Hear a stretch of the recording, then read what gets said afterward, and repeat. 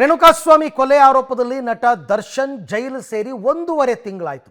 ಆದರೆ ಈ 1.5 ತಿಂಗಳಲ್ಲಿ ದರ್ಶನ್ ಭೇಟಿಗೆ ಬೇಕಾಬಿಟ್ಟಿ ಅವಕಾಶವನ್ನು ಕೊಟ್ಟಿದ್ದಾರೆ.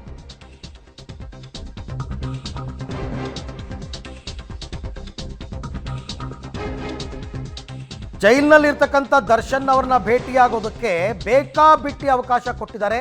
ನಿಯಮಗಳನ್ನು ಪಾಲಿಸಿಲ್ಲ ಅಂತ ಜೈಲಧಿಕಾರಿಗಳು. ಈ 45 ದಿನದಲ್ಲಿ ಜೈಲಿನಲ್ಲಿ ದರ್ಶನ್ ಅವರನ್ನ ಭೇಟಿಯಾದಂಥವರ ಸಂಖ್ಯೆ 30 ಜನ. ಪರಪ್ಪನ ಅಗ್ರಹಾರ ಜೈಲು ಪುಸ್ತಕದಲ್ಲಿ ವಿಸಿಟರ್ಸ್ ಹೆಸರು ನಮೂದಾಗಿದೆ. ಪತ್ನಿ, ತಾಯಿ, ಸಹೋದರ, ಸ್ನೇಹಿತರು ಸೇರಿದಂತೆ ಹಲವರು ದರ್ಶನ್ ಅವರನ್ನ ಭೇಟಿಯಾಗಿದ್ದಾರೆ. ಜೈಲು ನಿಯಮವನ್ನು ಮೀರಿ ಕೆಲವೊಮ್ಮೆ 6 ಜನರಿಗೂ ಭೇಟಿಗೆ ಅವಕಾಶ ಕೊಟ್ಟಿದ್ದಾರೆ. ಅಟ್ ಎ ಟೈಮ್ ಒಂದೇ ಸಾರ್ತಿಗೆ 6 ಜನಕ್ಕೆ ಭೇಟಿ ಕೊಡೋಂಗಿಲ್ಲ. ದರ್ಶನ್ ತಂಗಿ ಅಂತ ನಮೂದು ಮಾಡಿರ್ತಕ್ಕಂಥ ಪವಿತ್ರಾ ಗೌಡ ಗೆಳತಿ ಸಮತಾ ಕೂಡ ದರ್ಶನ್ ಅವ್ರನ್ನ ಭೇಟಿ ಮಾಡಿದ್ದಾರೆ. ಈ RTI ಕಾರ್ಯಕರ್ತರು ಹಾಕಿರುವ ಅರ್ಜಿಗೆ ಜೈಲಧಿಕಾರಿಗಳು ಕೊಟ್ಟಿರ್ತಕ್ಕಂಥ ಮಾಹಿತಿ. ಇವರೊಂದು ಅರ್ಜಿ ಹಾಕ್ಕೊಂಡಿದ್ರು, ದರ್ಶನ್ ಅವ್ರನ್ನ ಇಲ್ಲಿ ತನಕ ಎಷ್ಟು ಜನ ಭೇಟಿ ಮಾಡಿದ್ದಾರೆ, ಯಾರ್ಯಾರು ಭೇಟಿ ಮಾಡಿದ್ದಾರೆ ಮಾಹಿತಿ ಕೊಡಿ ಅಂತ. ಜೈಲಧಿಕಾರಿಗಳು ಈಗ ಮಾಹಿತಿಯನ್ನು ಕೊಟ್ಟಿದ್ದಾರೆ.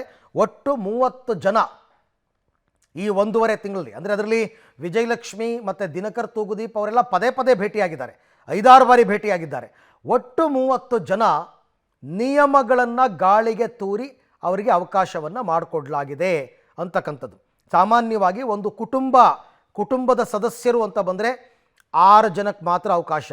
ಆದರೆ ಇಲ್ಲಿ ಸ್ನೇಹಿತರಿಗೆ 6 ಜನಕ್ಕೆ ಅವಕಾಶ ಕೊಟ್ಟಿದ್ದಾರೆ. ಸ್ನೇಹಿತರು ಅಥವಾ ಪರಿಚಯಸ್ಥರು ಅಂತ ಬಂದಾಗ ಕೇವಲ 5 ಜನಕ್ಕೆ ಮಾತ್ರ ಅವಕಾಶ. ಅದನ್ನು ಬ್ರೇಕ್ ಮಾಡಿದ್ದಾರೆ. ಈ ರೀತಿ ಬ್ರೇಕ್ ಮಾಡಿ ನಿಯಮಗಳನ್ನು ಗಾಳಿಗೆ ತೂರಿ ಜೈಲಧಿಕಾರಿಗಳು ದರ್ಶನ್ ಭೇಟಿಗೆ ಕೆಲವರಿಗೆ ಅವಕಾಶವನ್ನು ಮಾಡಿಕೊಟ್ಟಿದ್ದಾರೆ. ನಿಮ್ಗೆ ಗೊತ್ತಿರ್ಬೋದು, ಈಗಾಗಲೇ ಸಾಧು ಕೊಕ್ಕಿಲ ಅವರು ಹೋಗಿ ಭೇಟಿ ಮಾಡಿ ಬಂದರು.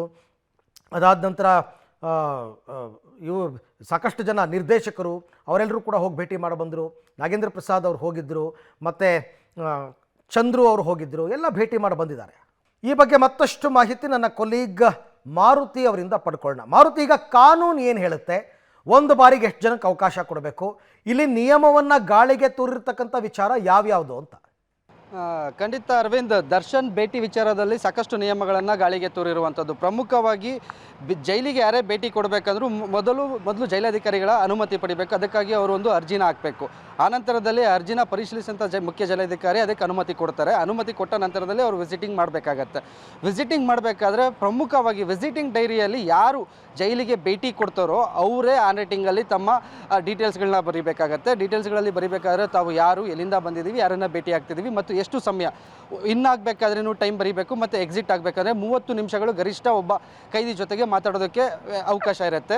ಈಗ ನೀಡಿರುವಂಥ ಮಾಹಿತಿಯಲ್ಲಿ ಎಲ್ಲೂ ಸಹ ಈ ಟೈಮ್ ಮೆನ್ಷನ್ ಮಾಡಿಲ್ಲ. ಅಂದರೆ ಯಾರ್ಯಾರು ಭೇಟಿ ಮಾಡಿದ್ದಾರೆ, ಅವರು ಯಾವತ್ತು ಭೇಟಿ ಮಾಡಿದ್ದಾರೆ ಅನ್ನೋ ದಿನಾಂಕಗಳನ್ನ ಮಾತ್ರ ನೀಡಿರುವಂಥದ್ದು. ಬಟ್ ಎಲ್ಲೂ ಸಹ ಎಷ್ಟು ಗಂಟೆಗಳ ಕಾಲ ಅಥವಾ ಎಷ್ಟು ಸಮಯಗಳ ಕಾಲ ಅವರು ಭೇಟಿ ಮಾಡಿದ್ರು ಅಂತ ಮೆನ್ಷನ್ ಕೊಟ್ಟಿದ್ದ ಮಾಹಿತಿನ ನೀಡಿಲ್ಲ.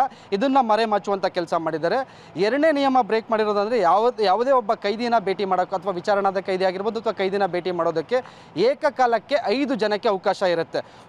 ಕೆಲವು ಸಂದರ್ಭಗಳಲ್ಲಿ ಮಾತ್ರ ಕುಟುಂಬಸ್ಥರಿಗೆ, ಅಂದರೆ ರಕ್ತ ಸಂಬಂಧಿಕರು ಯಾರು ಅಲ್ಲಿ ಜೈಲಲ್ಲಿ ಇರ್ತಾನೆ ಆತನ ತಂದೆ ತಾಯಿ ಆಗಿರ್ಬೋದು, ಹೆಂಡತಿ ಮಕ್ಕಳಾಗಿರ್ಬೋದು, ಸಹೋದರರ ರಕ್ತ ಸಂಬಂಧಿಕರು, ಅಂಥ ಸಂದರ್ಭದಲ್ಲಿ ಮಾತ್ರ 6 ಜನರಿಗೆ ಅವಕಾಶ ಇರುತ್ತೆ. ಆದರೆ ದರ್ಶನ್ನ ಭೇಟಿ ಮಾಡೋದು ಜೂನ್ 24ರಿಂದ ಜುಲೈ 25ರವರೆಗಿನ ಏನು ಡೇಟಾವನ್ನು ಜೈಲಾಧಿಕಾರಿಗಳು ಕೊಟ್ಟಿದ್ದಾರೆ ಮಾಹಿತಿ ಆಧಾರದಲ್ಲಿ.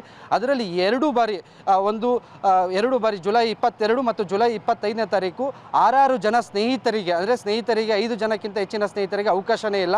ಈ ರೂಲ್ಸನ್ನು ಸಹ ಬ್ರೇಕ್ ಮಾಡಿ 6 ಜನರನ್ನು ಏಕಕಾಲಕ್ಕೆ ಭೇಟಿಗೆ ಅವಕಾಶ ಮಾಡಿಕೊಟ್ಟಿರುವಂಥದ್ದು. ಅವರು ನೀಡಿರುವಂಥ ಮಾಹಿತಿಯಲ್ಲೇ ಬಹಿರಂಗ ಆಗಿರುವಂಥದ್ದು. ಅಂದರೆ ಬೇರೆ ಯಾವುದೇ ಕೈದಿಗಳಿಗಾದರೆ ಈ ಟ್ರೀಟ್ಮೆಂಟ್ ಇರೋದಿಲ್ಲ.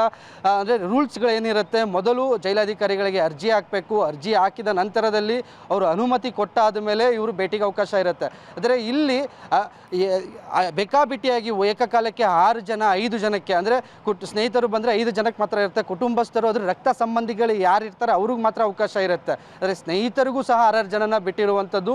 ಎಲ್ಲೋ VIP ಟ್ರೀಟ್ಮೆಂಟ್ ಕೊಡ್ತಿದ್ದಾರೆ ಅಂದರೆ ಜೈಲಾಧಿಕಾರಿಗಳು ರೂಲ್ಸ್ಗಳನ್ನು ಬ್ರೇಕ್ ಮಾಡಿದ್ದಾರೆ ಅನ್ನೋದಿಲ್ಲಿ ಸ್ಪಷ್ಟವಾಗಿ ಗೊತ್ತಾಗ್ತಿರುವಂಥದ್ದು. Arvind, okay, thank you Maruti ತಮ್ಮ ಎಲ್ಲ ಮಾಹಿತಿಗಾಗಿ. ಇದಕ್ಕೆಲ್ಲ ಉತ್ತರ ಜೈಲಧಿಕಾರಿಗಳೇ ಕೊಡಬೇಕು.